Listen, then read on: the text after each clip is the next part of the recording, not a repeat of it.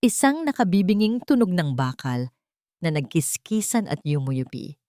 Sinundan ng pagkabasag ng mga salamin na tila ba umuulan ng maliliit na diamante sa ilalim ng dilim.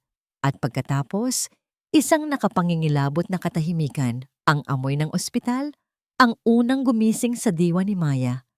Matapang na amoy ng antiseptiko, pinaghalong lungkot at pag-asa. Sa loob ng isang linggo, ito na ang naging mundo niya.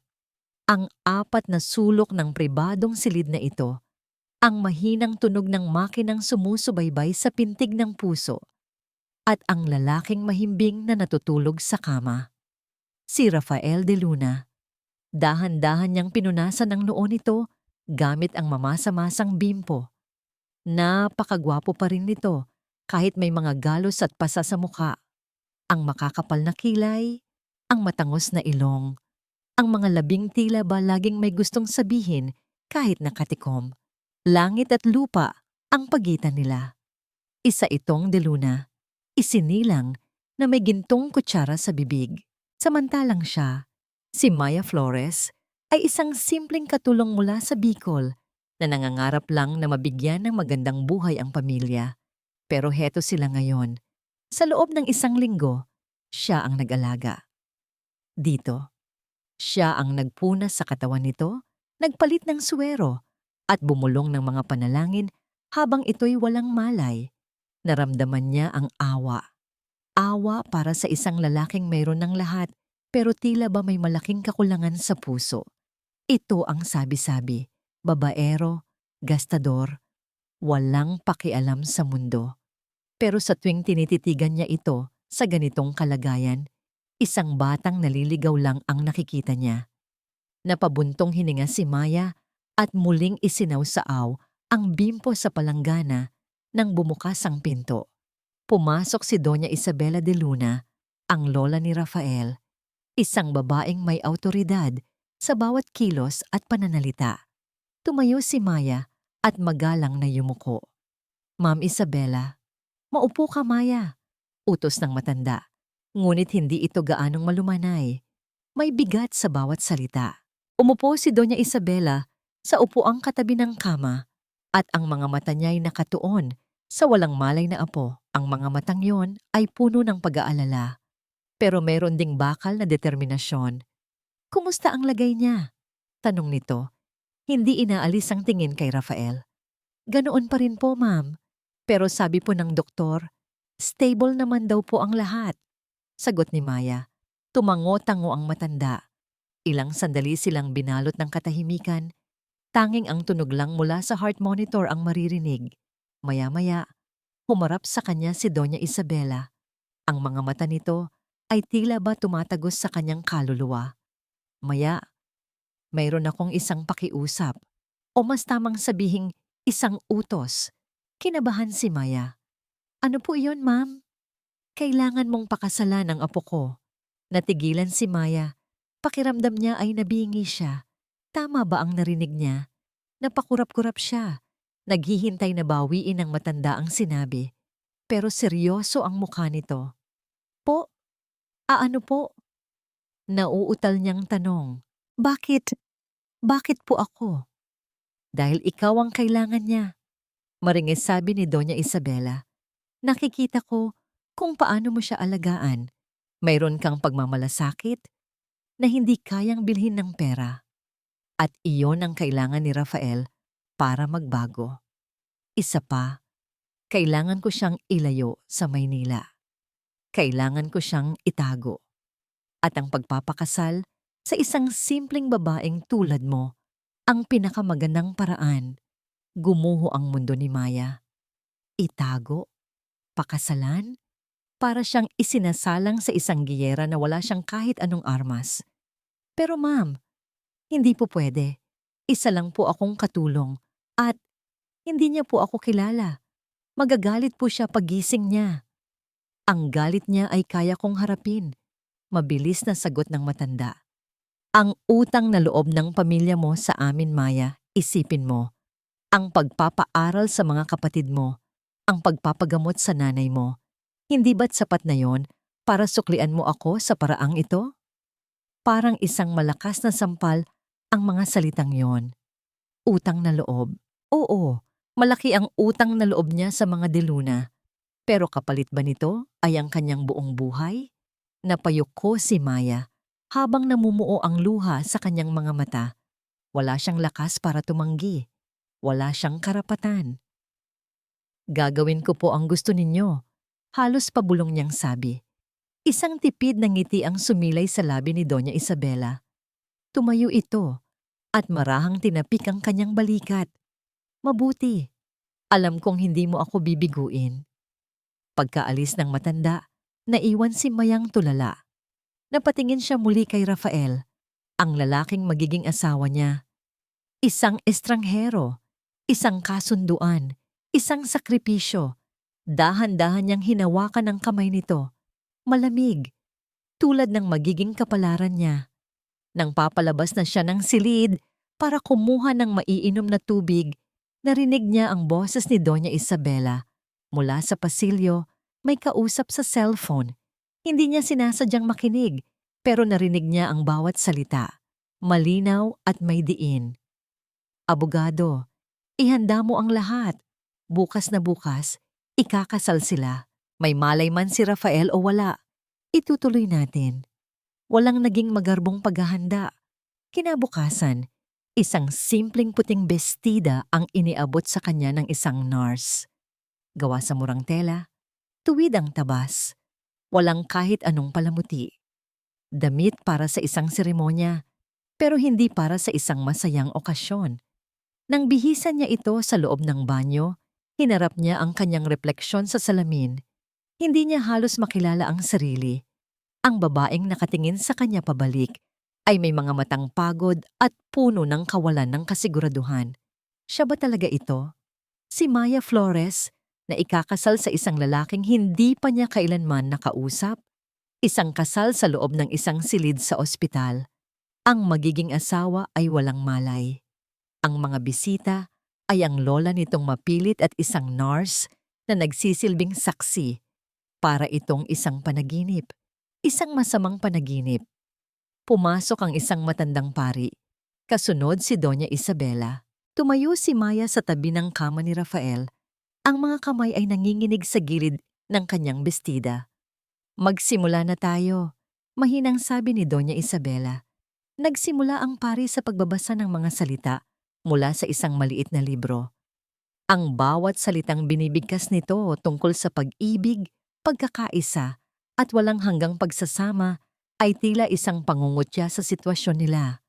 Paanong magkakaroon ng pag-ibig kung walang kaalaman? Paanong magkakaroon ng pagkakaisa kung ang isa ay walang malay? Ang tanging musika sa kanilang kasal ay ang regular na tunog ng makinang sumusubaybay sa puso ni Rafael. Beep, beep, beep. Tila ba ito ang orasan na nagbibilang ng mga segundo ng kanyang kalayaang unti-unting nawawala? Dumating ang oras para sa pagpirma. Inabot sa kanya ng abogado ang isang marriage contract. Nanginginig ang kamay ni Maya habang hawak ang ballpen. Tumingin siya kay Doña Isabela na tumangulang sa kanya, isang senyas na ituloy niya. Pumirma siya, Maya Flores.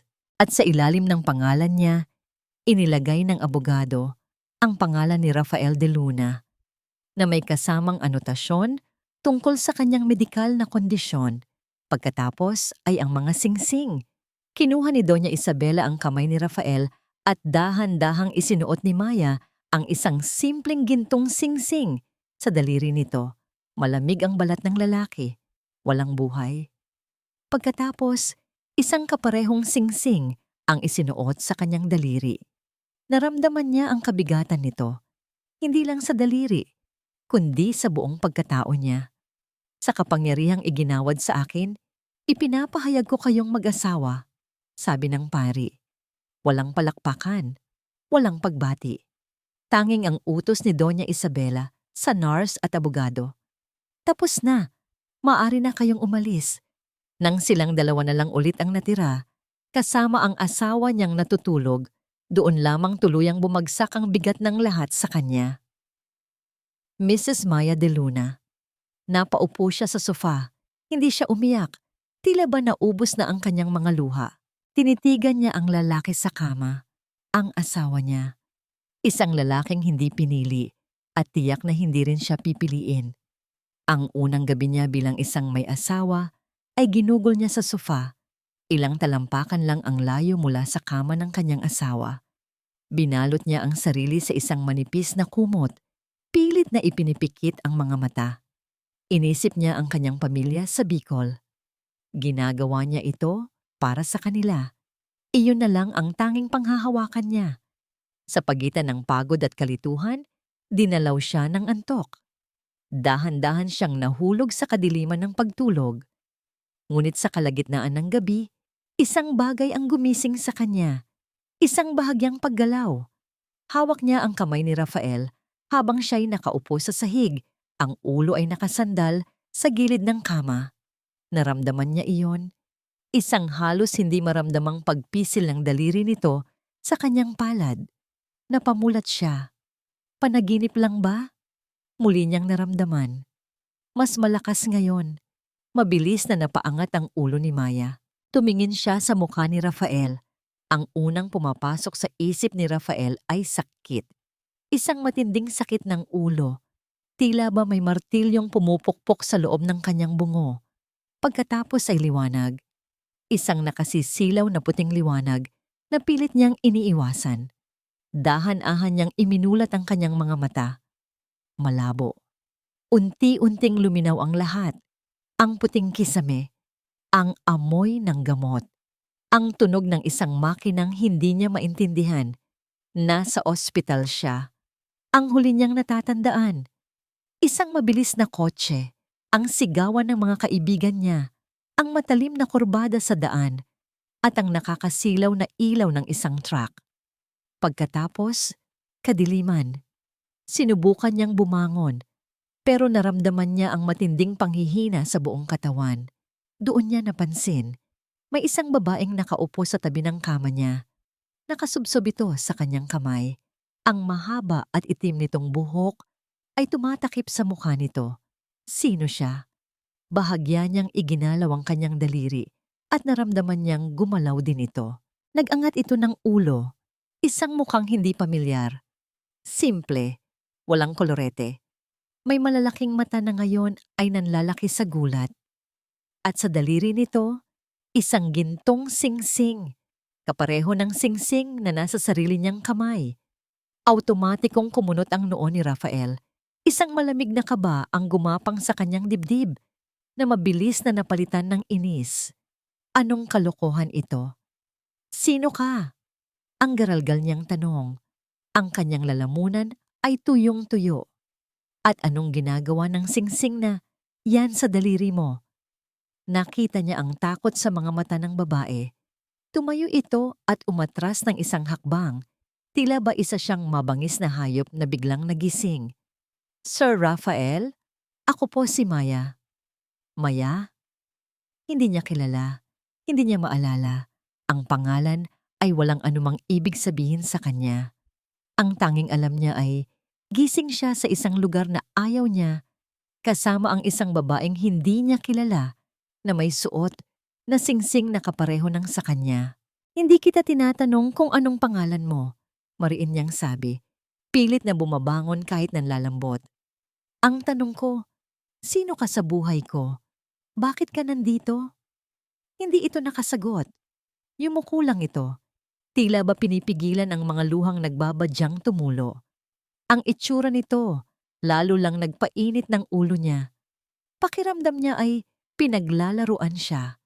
Sakto namang bumukas ang pinto at pumasok si Doña Isabela. Gising ka na, apo, sabi nito, ngunit walang bakas ng tuwa sa boses. Tila ba inaasahan na nito ang ganitong eksena? Lola, anong nangyayari? Galit na tanong ni Rafael. Itinuturo ang babaeng nakayuko. Sino siya? At bakit may suot kaming parehong singsing? Huwag mong sabihing, asawa mo siya, Rafael. Diretsong sabi ni Doña Isabela. Pinuputol ang anumang sasabihin niya. Pinakasalan mo siya habang wala kang malay.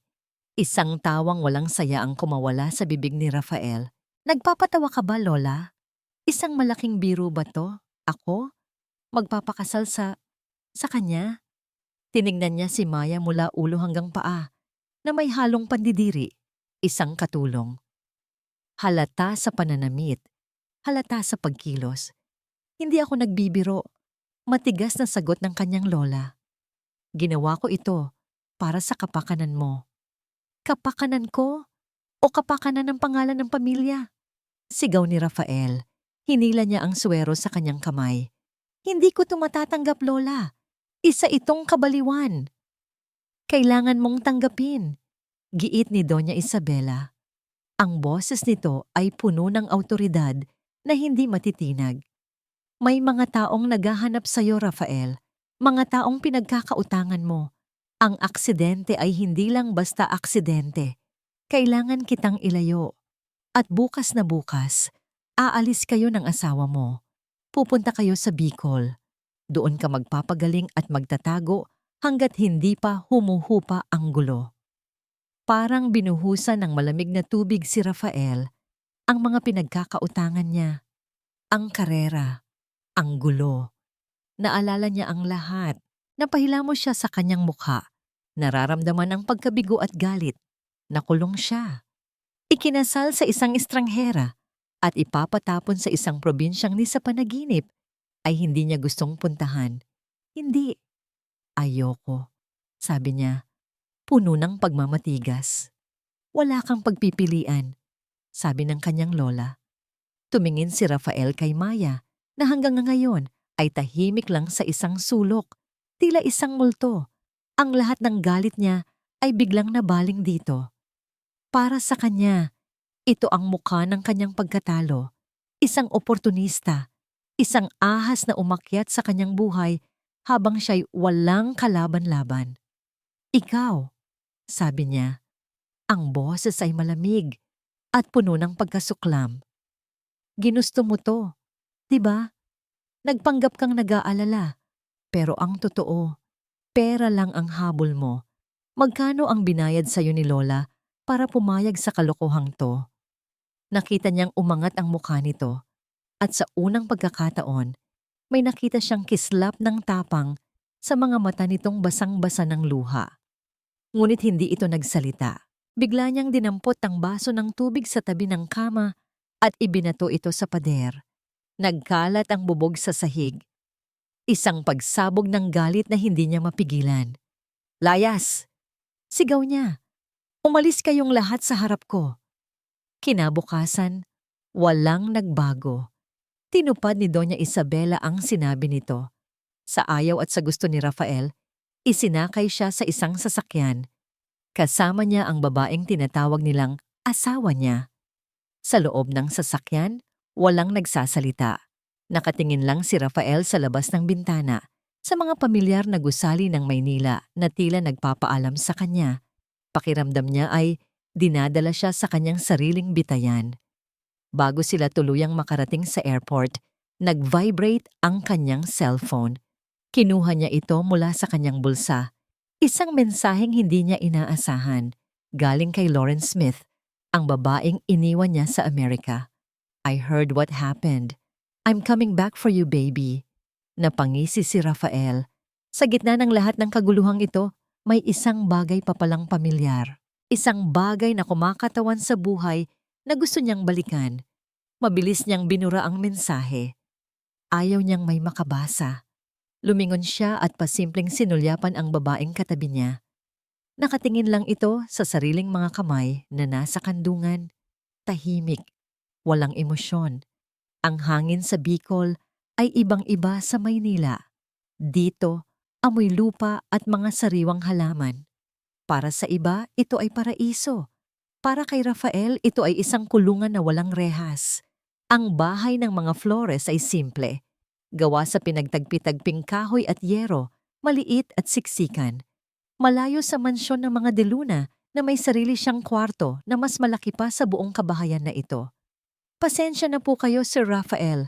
Ito lang po ang aming munting tahanan, sabi ng nanay ni Maya, isang payat na babae na may mababait na mata.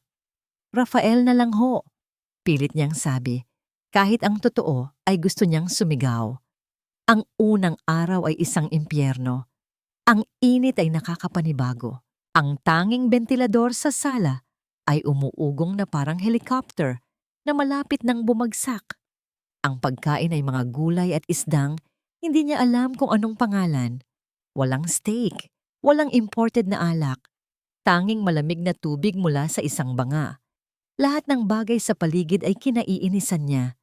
Kinaiinisan niya ang ingay ng mga manok sa umaga, ang putik sa daan tuwing umuulan, at higit sa lahat, kinaiinisan niya ang presensya ni Maya.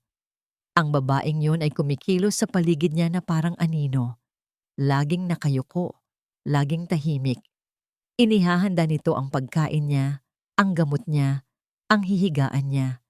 Pero hindi niya ito kinakausap. Itinuturing niya itong hangin. Para sa kanya, isa itong buhay na paalala ng kanyang sitwasyon. Isang kasunduang hindi niya ginusto. Isang hapon, habang nakaupo siya sa isang upuang yantok sa labas, pinagmamasdan ang mga batang naghahabulan sa daan. Isang tandang ang lumapit sa kanya. Pinagpag nito ang mga pakpak at tumilaok ng malakas. Diretso sa mukha niya. Sa gulat, napatayo si Rafael at napaatras. Nagtawanan ang mga bata. Narinig din niya ang isang pigil na tawa mula sa may kusina. Nakita niya si Maya, nakatakip ang kamay sa bibig, pero kitang-kita sa mga mata nito ang tuwa. Sa unang pagkakataon sa loob ng maraming araw, hindi inis ang naramdaman niya, kundi hiya. At isang pamilyar na kiliti. Napanguso siya at umiling na lang. Nang gabing iyon, kumain siya ng sinigang na isda. Nagulat siya dahil masarap pala. Mas masarap pa sa mga mamahaling pagkain sa mga restaurant na pinupuntahan niya. Nakita niyang sumusuulyap sa kanya si Maya habang kumakain siya. Nagkunwari siyang hindi niya napapansin. Habang lumilipas ang mga araw, may mga bagay siyang unti-unting napapansin. Nakikita niya kung paano alagaan ni Maya ang kanyang nanay na sakitin. Hinahaplos nito ang likod, sinusubuan ng pagkain, kinukwentuhan para malibang. Nakikita niya kung paano nito turuan ang mga batang kapitbahay na magbasa sa kanilang bakuran tuwing hapon. Mayroon itong pasensya na tila hindi nauubos, mga simpleng bagay, mga bagay na walang kinalaman sa pera o kapangyarihan, mga bagay na ngayon niya lang nakita sa buong buhay niya. Isang gabi, nilagnat siya ng mataas. Epekto pa rin marahil ng kanyang aksidente. Nanginginig siya sa ginaw sa loob ng kulambo. Sa kalagitnaan ng gabi, nagising siya. Nakita niya si Maya, nakaupo sa sahig sa tabi ng kanyang banig. Paulit-ulit na binabasa ang kanyang noo at leeg ng maligamgam na tubig. Nakatulog ito sa pagbabantay. Ang ulo ay nakasandal sa gilid ng kanyang higaan. Ang bimpo ay hawak pa rin sa kamay. Pinagmasdan niya ito. Sa liwanag ng gasera, nakita niya ang pagod sa mukha nito. Pero mayroon ding kapayapaan. Sino nga ba talaga ang babaeng ito? Sa Maynila, isa lang siyang katulong. Dito, siya ang lahat. Haligi ng kanilang tahanan, guro sa mga bata, tagapag-alaga. Naramdaman niya ang isang bagay na matagal na niyang hindi nararamdaman. Isang bagay na hindi niya inaasahan. Kutob ng konsensya. Dahan-dahan niyang itinaas ang kanyang kamay. Aabutin niya sana ang isang hibla ng buhok na tumatakip sa mukha nito. Pero bago pa man dumampi ang kanyang daliri, bigla niya itong binawi. Napapikit siya ng mariin. Ano bang nangyayari sa akin? Bulong niya sa sarili. Sa gitna ng katahimikan ng gabi sa probinsya, napansin ni Maya ang maliliit na pagbabago kay Rafael. Hindi na ito laging nakakunot ang noo. Paminsan-minsan, nahuhuli niya itong nakangiti habang pinapanood ang mga bata na naglalaro. Hindi na rin ito nagrereklamo sa pagkain. Sa katunayan, tila may gana na itong kumain, lalo na kapag paborito niyang laing ang nakahain. Minsan, nagsimula itong tumulong sa mga gawaing bahay. Isang umaga, nakita na lang niya itong pilit na binubuhat ang isang timba ng tubig mula sa poso. Halatang hindi sanay, pero may determinasyon sa mukha nito. "Ako na po dyan, Sir Rafael," sabi niya. Halos masanay na sa pagtawag sa pangalan nito. "Kaya ko na," sagot nito. Medyo inis pero hindi galit. "At saka, Huwag mo na akong ipo. Nakakairita. Napangiti si Maya ng palihim. Ang pagiging masungit nito, unti-unti nang nagiging isang anyo ng paglalambing. Isang hapon, habang nag-aayos siya ng bubong na may butas, isang piraso ng yero ang biglang bumigay.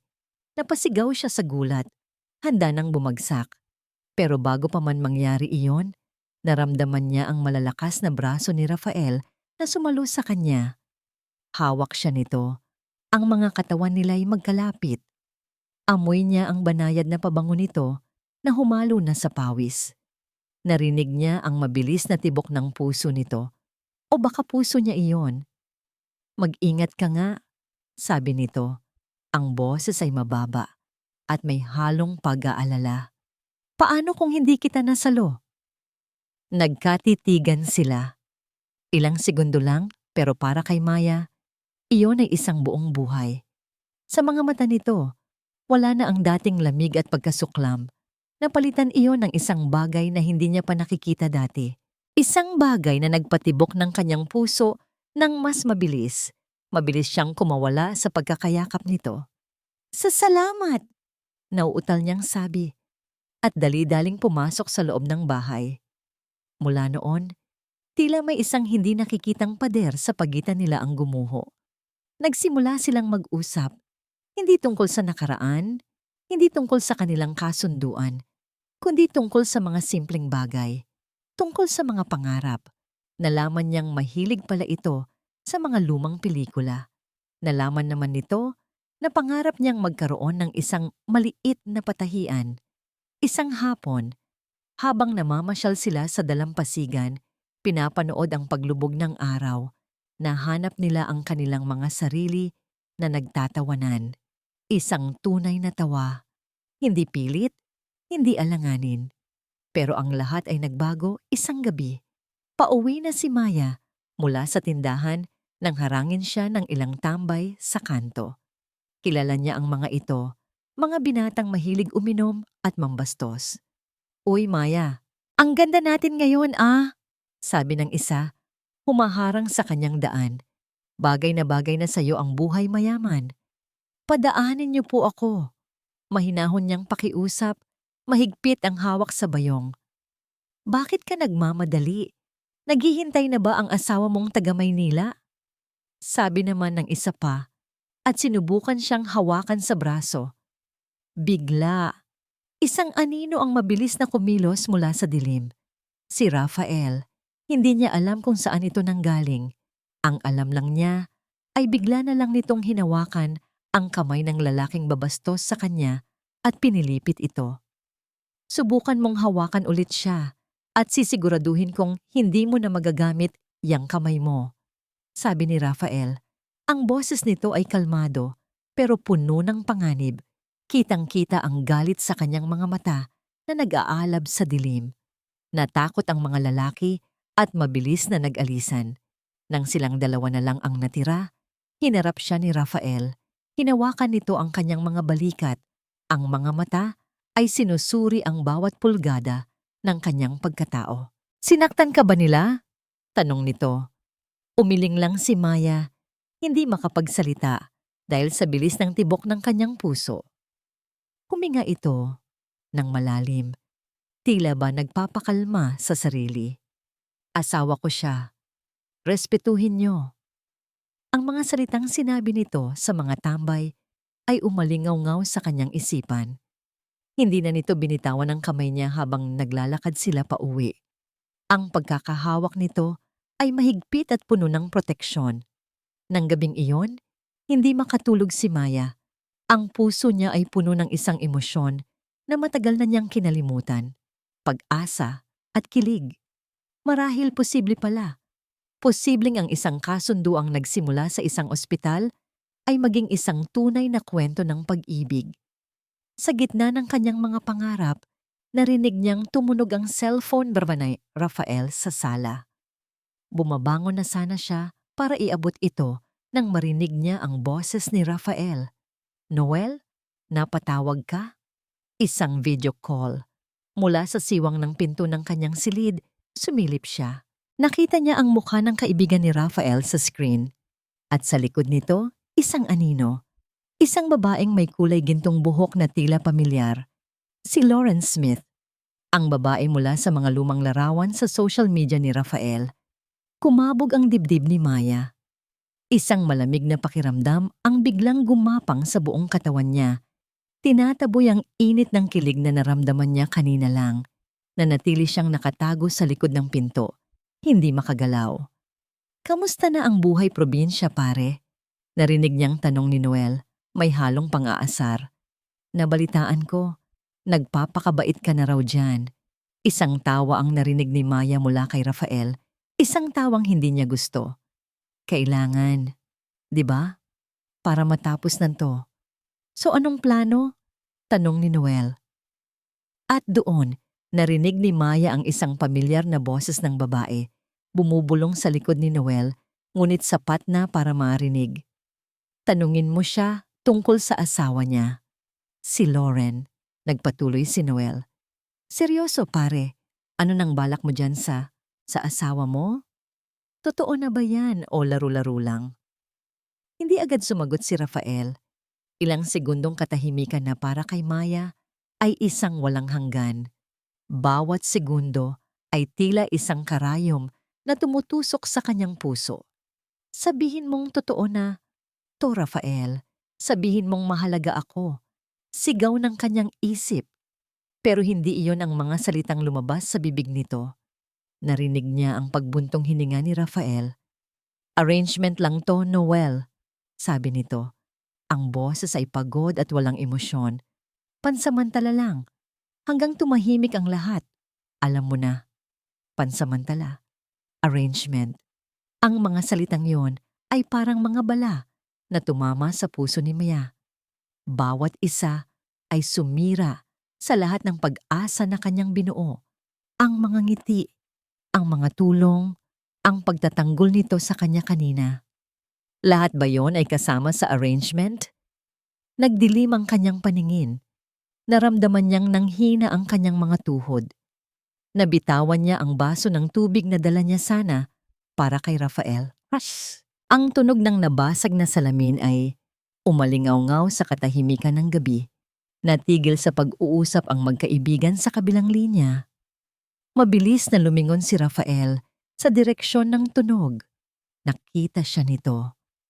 Nakita nito ang luhang sunod-sunod na pumatak mula sa kanyang mga mata.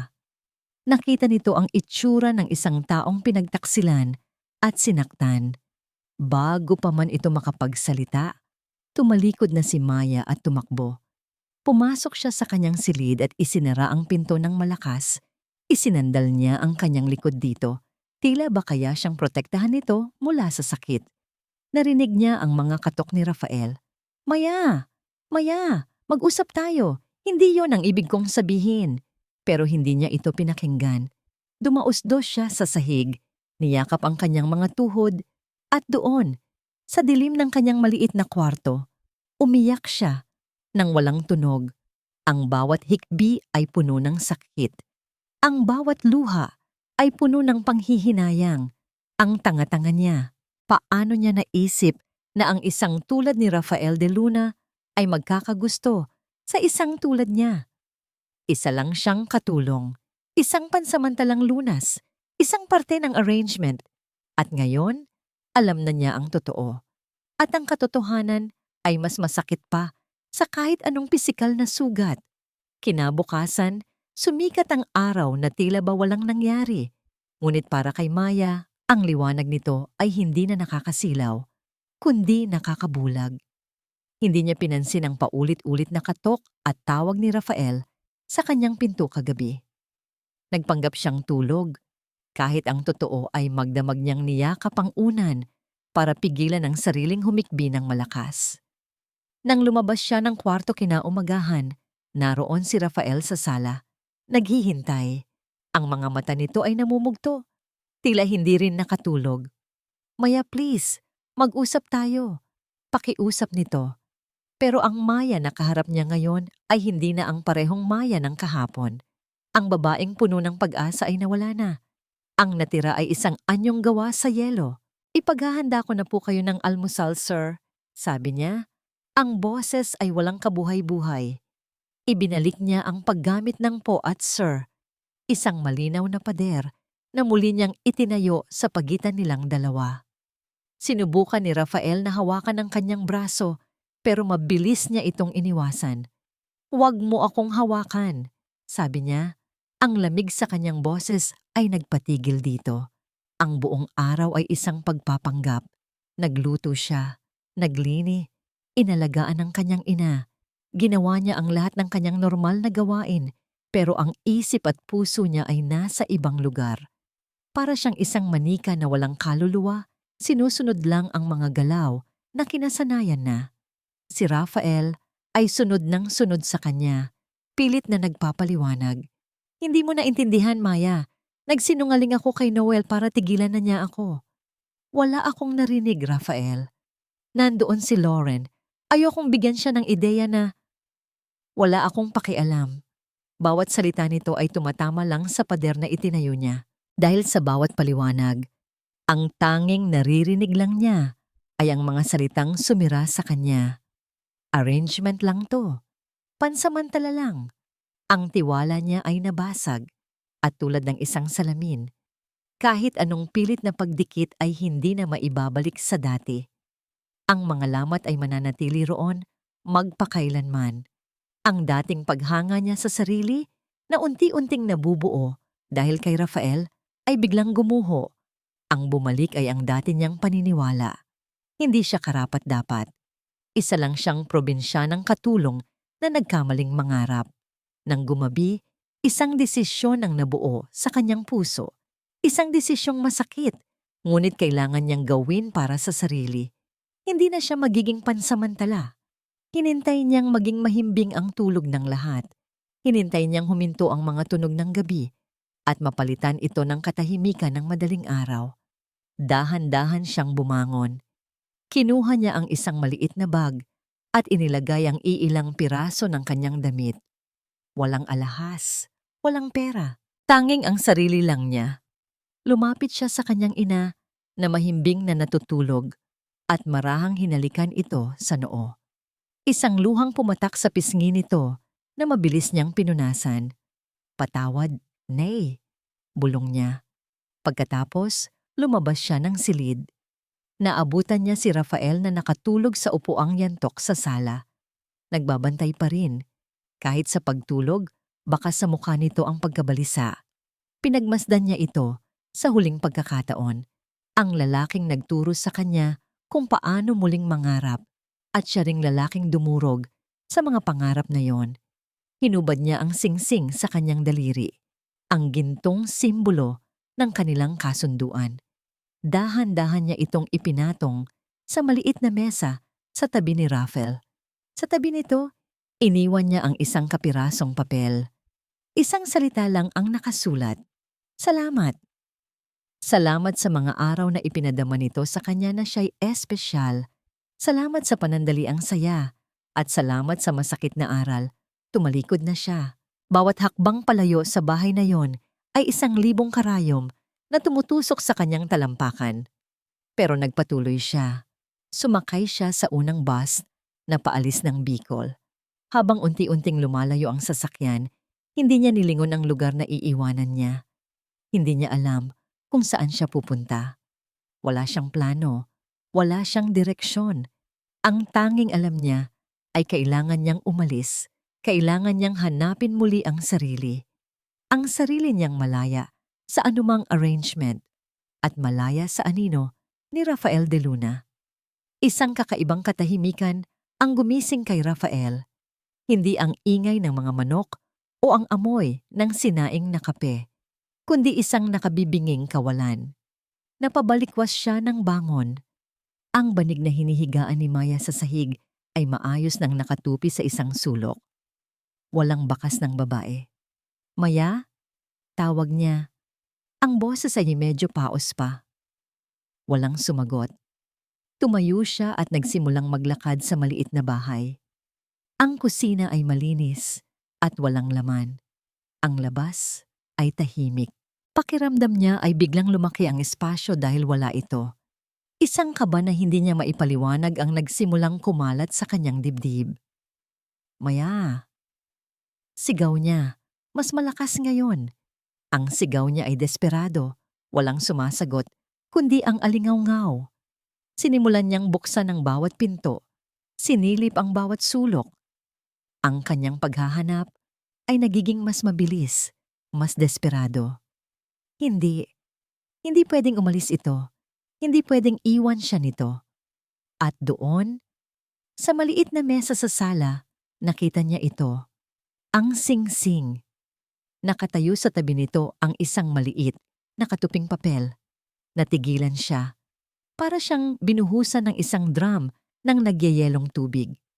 Dahan-dahan siyang lumapit. Tila ba bawat hakbang ay isang mabigat na pag-angat ng bakal. Inabot niya ang singsing. Malamig sa kanyang palad. Mas malamig pa sa kamay ni Maya noong una niya itong hinawakan. Pagkatapos, binuklat niya ang papel. Isang salita. Salamat. Parang sinaksak ang puso niya. Gumuho ang kanyang mga tuhod at napaluhod siya sa sahig na kawayan. Ang bigat ng maliit na bagay na yon ay parang bigat ng buong mundo. Wala na siya. Iniwan na siya. Hindi niya napigilan ang isang hikbi na kumawala mula sa kanyang lalamunan. Isang tunog ng purong pagsisisi at sakit. Niyakap niya ang sarili, siil ang singsing sa kanyang palad, at doon, sa gitna ng sala ng mga Flores, ang dating palalong si Rafael de Luna ay umiyak na parang isang batang nawalan ng lahat.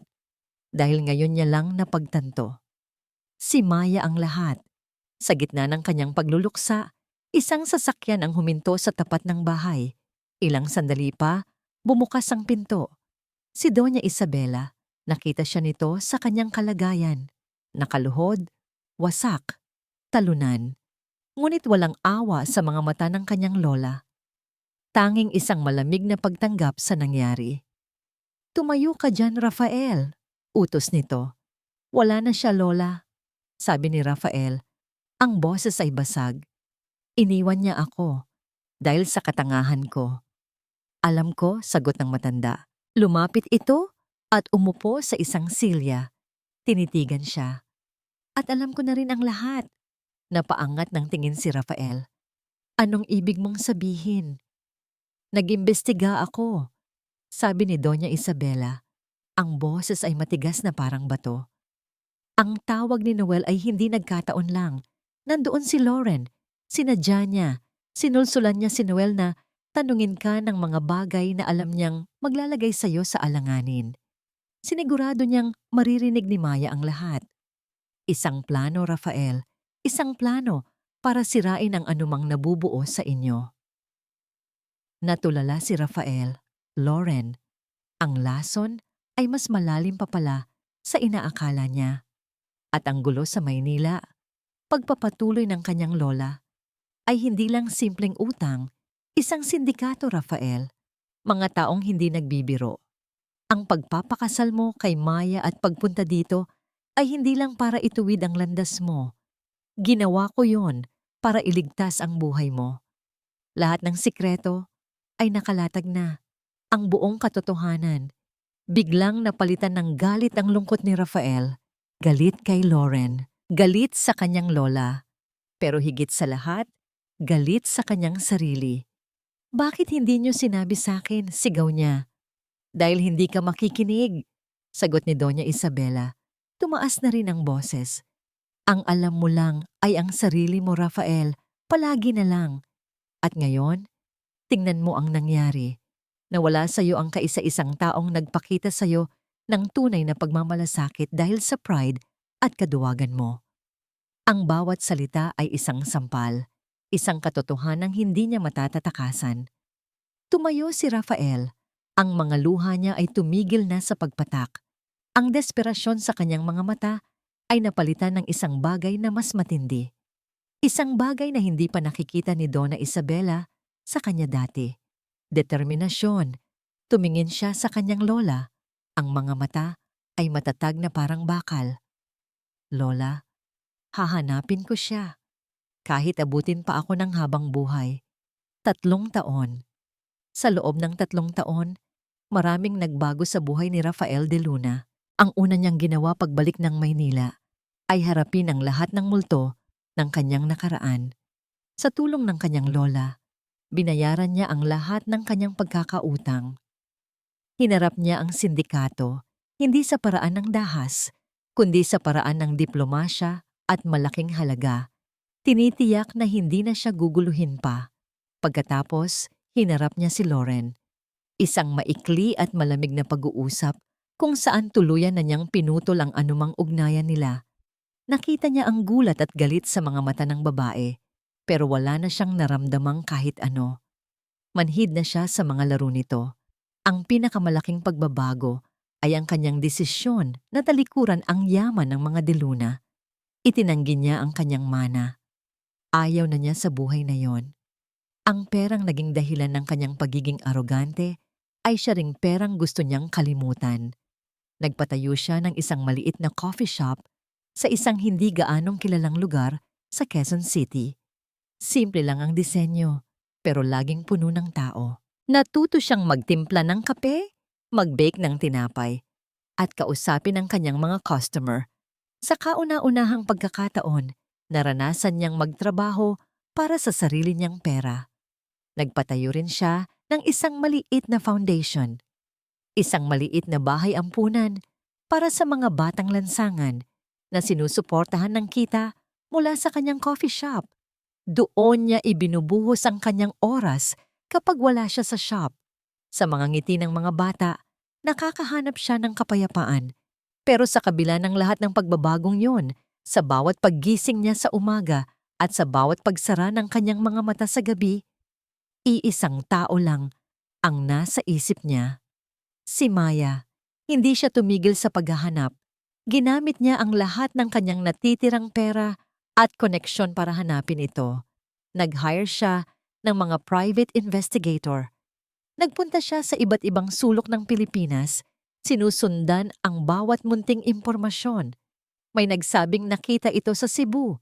Nagtatrabaho sa isang pabrika. Pinuntahan niya. Pero maling tao. May nagsabing nasa Davao, nag-aalaga ng isang matanda. Pinuntahan niya. Pero hindi rin ito. Bawat maling impormasyon ay isang patak ng lason sa kanyang pag-asa. Pero hindi siya sumuko. Isang hapon, habang nag-aayos siya ng mga libro sa munting library ng foundation, tumawag si Noel. Ang dati niyang kaibigan na ngayon ay isa sa mga pinakamasugid niyang katulong sa paghahanap. Isang paraan para makabawi sa kanyang pagkakamali. Pare, bungad ni Noel, ang boses ay may halong pananabik. Mayroon akong balita. Hindi ako sigurado, pero mas malakas ang kutob ko dito. Napahinto sa ginagawa si Rafael. Ano yon? Isang turista na nagbakasyon sa El Nido, Palawan. Nag-post siya ng litrato online. Sa likod niya, may isang maliit na souvenir shop at sa loob, may isang babaeng nakatalikod na nag-aayos ng mga paninda. Pare, kamukhang-kamukha ng likod ni Maya. Ang puso ni Rafael ay nagsimulang tumibok ng mabilis. Ilang beses na siyang umasa sa ganito. Pero gaya ni Noel, iba ang pakiramdam niya ngayon. I-send mo sa akin ang detalye, sabi niya, pilit na pinapakalma ang sarili. Pagkatapos ng tawag, binuksan ni Rafael ang kanyang wallet. Kinuha niya ang isang luma at lukot na litrato. Ito lang ang tanging larawan na mayroon siya ni Maya. Kuha ng isa sa mga bata sa Bicol gamit ang kanyang cellphone nung hindi niya alam. Nakangiti ito. Ang mga mata ay kumikinang sa ilalim ng sikat ng araw. 3 taon na niyang tinititigan ang larawang iyon. Umaasang isang araw ay makikita niya muli ang ngiting iyon ng personal. Hindi na siya nagsayang ng oras. Nag-empake siya ng isang maliit na bag, isang pares ng pantalon, ilang t-shirt, at ang kanyang wallet na may lamang litrato ni Maya.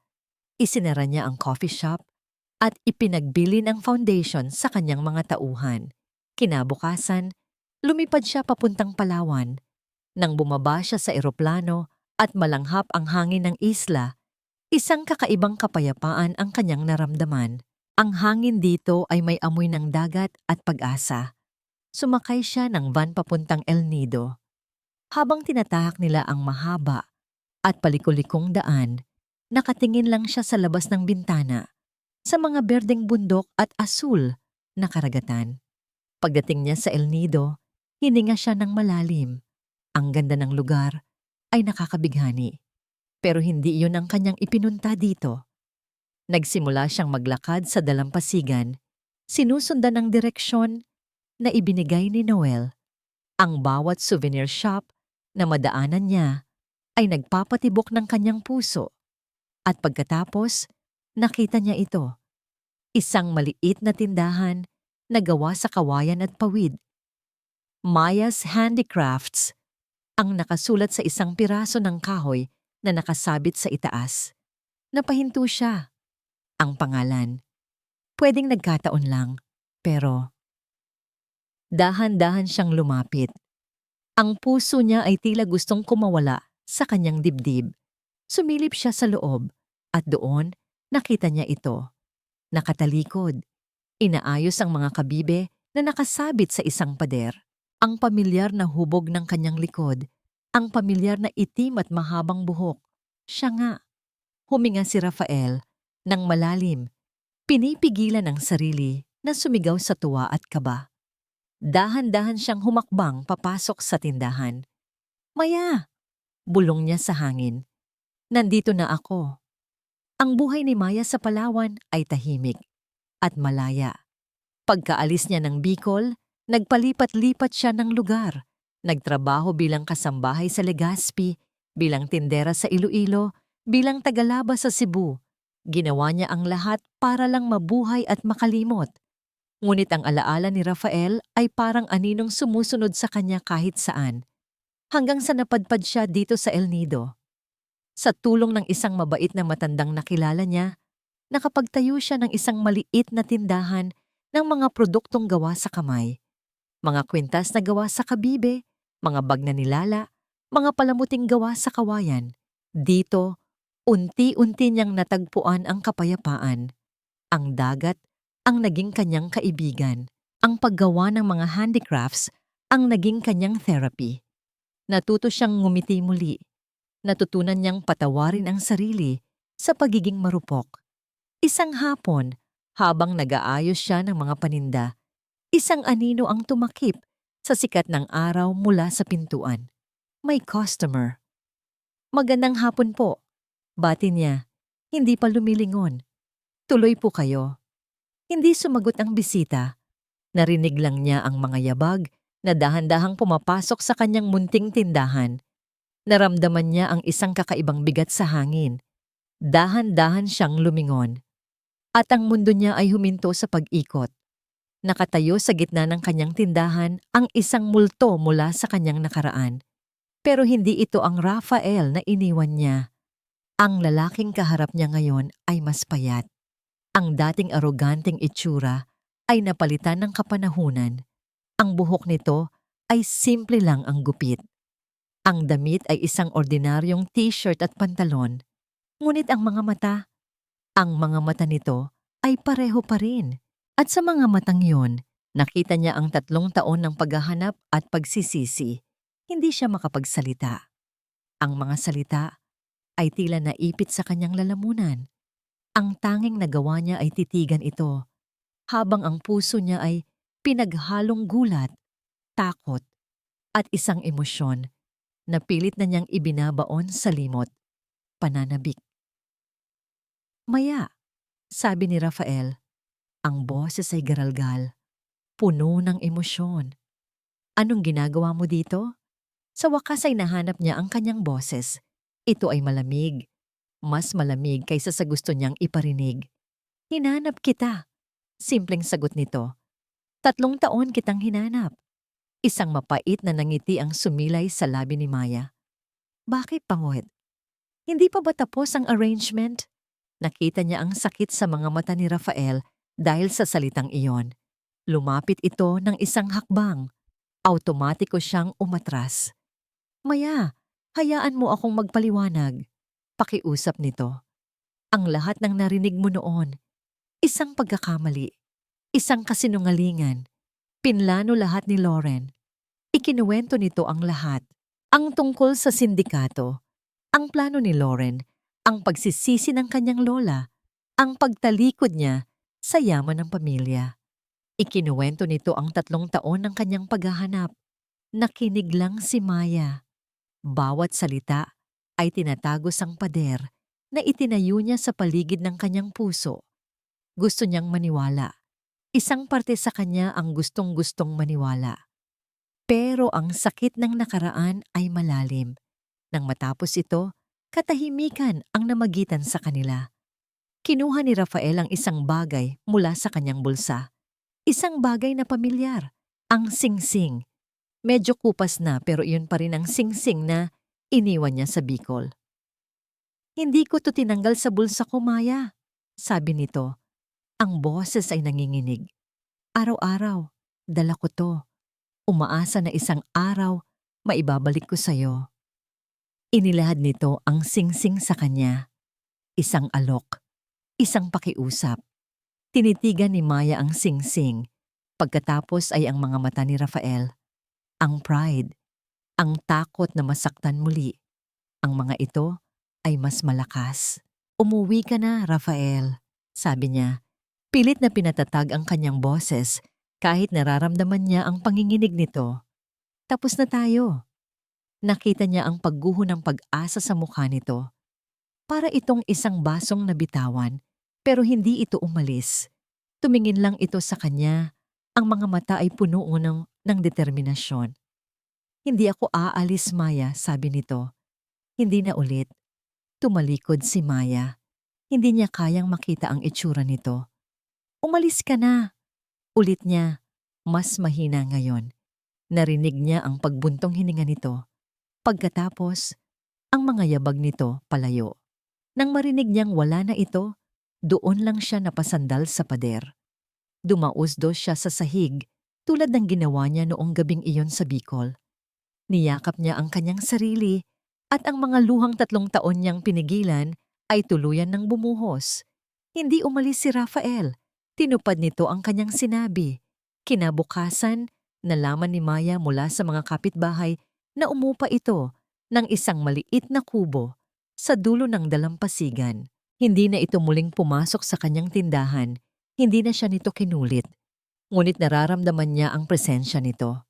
Palagi. Nakikita niya ito tuwing umaga, tinutulungan ng mga mangingisda na hilahin ang kanilang mga bangka. Nakikita niya ito tuwing hapon, nakikipaglaro ng basketball sa mga bata sa maliit na court sa tabi ng kalsada. Nakikita niya itong kinakausap ang mga matatanda. Nagbubuhat ng mga mabibigat na bagay at ngumingiti. Isang ngiting totoo, isang ngiting hindi na para sa kanya, kundi para sa komunidad na unti-unti siyang tinatanggap. Hindi niya ito pinapansin, pero alam niyang pinagmamasdan siya nito mula sa malayo. Isang tingin na puno ng pasensya at pag-asa. Isang linggo ang lumipas. Isang malakas na bagyo ang tumama sa kanilang lugar. Ang hangin ay sumisipol na parang isang halimaw, at ang ulan ay walang tigil sa pagbuhos. Ang dagat ay nagwawala. Sa kalagitnaan ng gabi, nagising si Maya sa malakas na kalabog. Ang bubong ng kanyang tindahan, na siya ring kanyang tahanan, ay nagsimulang tumulo. Maya-maya pa, isang malakas na hangin ang sumira sa kanyang bintana. Napasigaw siya sa takot. Nagsimulang pumasok ang malakas na ulan at hangin sa loob. Nang akala niya ay guguho na ang lahat, isang anino ang biglang pumasok mula sa pinto. Si Rafael, basang-basa pero determinado. Maya, sigaw nito. Kailangan nating umalis dito. Walang salitang lumabas sa bibig ni Maya. Hinawakan siya ni Rafael sa kamay at hinila palabas sa gitna ng rumaragasang bagyo. Ipinatong nito ang sariling jacket sa ulo niya para protektahan siya sa ulan. Dinala siya nito sa maliit na kubo na tinutuluyan nito. Mas matibay iyon at mas ligtas. Sa loob, binigyan siya nito ng tuwalya at isang tuyong damit. Habang nagbibihis siya, naririnig niya itong may kausap sa labas. Nang sumilip siya, nakita niyang pabalik na naman ito sa gitna ng bagyo. Saan ka pupunta? Sigaw niya. Babalikan ko ang mga gamit mo. Sigaw nito pabalik. Ang mga paninda mo, mahalaga yon sa'yo. At bago pa man siya makasagot, nawala na ito sa dilim. Mag-isang naghintay si Maya sa loob ng kubo. Bawat kulog ay nagdudulot ng takot sa kanyang dibdib. Takot hindi para sa sarili, kundi para sa lalaking sumuong sa bagyo para sa kanya. Pagkaraan ng halos 1 oras, bumalik ito. Pagod na pagod, may mga galos. Pero dala-dala ang 2 malaking kahon na puno ng mga paninda niya. Ito lang ang naisalba ko, sabi nito, hingal na hingal. Hindi na napigilan ni Maya ang sarili. Tumakbo siya palapit dito at niyakap ito ng mahigpit. Ang tanga-tanga mo, sabi niya habang umiiyak. Paano kung may nangyari sa'yo? Gamit lang yan. Mapapalitan yan. Pero ikaw hindi. Naramdaman niyang humigpit ang yakap ni Rafael. Isinubsob nito ang mukha sa kanyang buhok. Wala nang mas mahalaga sa akin kaysa sa'yo, Maya. Bulong nito. Kahit anong bagay, kayang-kaya kong palitan. Pero ikaw, hindi. Sa mga salitang iyon, tuluyan nang gumuho ang lahat ng pader sa puso ni Maya. Tumingala siya at sinalubong ang mga mata nito. At sa gitna ng ugong ng bagyo sa labas, hinalikan siya ni Rafael. Isang halik na puno ng 3 taon ng pangungulila, pagsisisi, at hindi namatay na pag-ibig. Tumugon si Maya, inilagay ang lahat ng kanyang pagpapatawad at pagmamahal sa halik na yon. Kinabukasan, humupa ang bagyo. Ang sumikat ay isang bagong araw. Hindi na umalis si Rafael at hindi na rin siya pinalayo ni Maya. Makalipas ang ilang buwan, sa dalampasigan ng El Nido kung saan sila muling nagkita, ginanap ang isang simpleng kasal. Ang mga bisita ay ang pamilya ni Maya, ang mga mangingisda, ang mga bata, at si Doña Isabela, na ngayon ay may tunay ng nangiti sa mga labi habang pinagmamasdan ng kanyang apo. Suot ni Maya ang isang simpleng puting bestida. Hawak niya ang kamay ni Rafael. Sa kanyang daliri, muling isinuot ang singsing. Ngunit ngayon, hindi na ito simbolo ng isang kasunduan.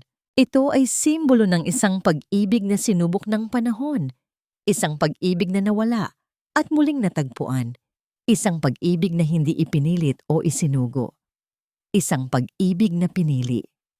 Habang papalubog ang araw, magkahawak kamay silang naglakad sa dalampasigan. Saan mo gustong pumunta ngayon, mahal ko? Tanong ni Rafael. Ngumiti si Maya. Isinandal ang ulo sa balikat nito at tinanaw ang walang hanggang karagatan.